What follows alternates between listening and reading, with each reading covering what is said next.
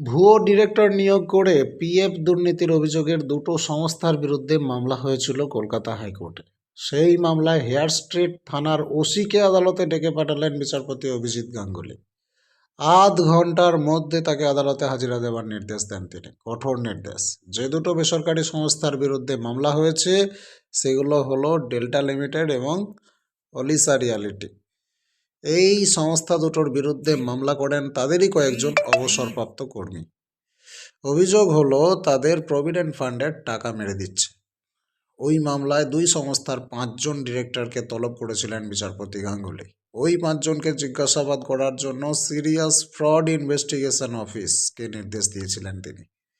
শুক্রবার এসএফআইও উচ্চ আদালতে জানায়, দুপুর 2টোয় তাদের আধিকারিকরা হেয়ার স্ট্রিট থানায় গিয়েছিলেন।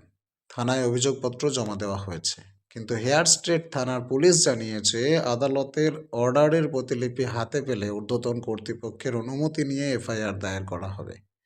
এরপরই হেয়ার স্ট্রিট থানার ওসিকে ডেকে পাঠান বিচারপতি অভিজিৎ গাঙ্গুলি।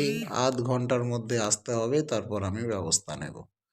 পুরো চমকে গেছে সবাই। দর্শক, থানার ওসিকে তলব বিচারপতির বিষয়টি আপনি কেমনভাবে দেখছেন অবশ্যই কমেন্ট করুন। পরবর্তী আপডেট পেতে নজর রাখুন স্মার্ট দুনিয়ায়।